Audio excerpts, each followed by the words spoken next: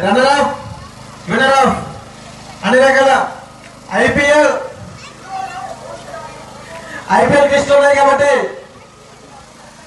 ఇరు టీంల captains players ని పిలిపించి మనం 5 నిమిషాల ఇక్కడికి వస్తే ఈ కార్యక్రమాన్ని ఒక పావుగంటలో ముగించి దేవుడు ఎప్పుడే స్టార్ట్ అవుతాం.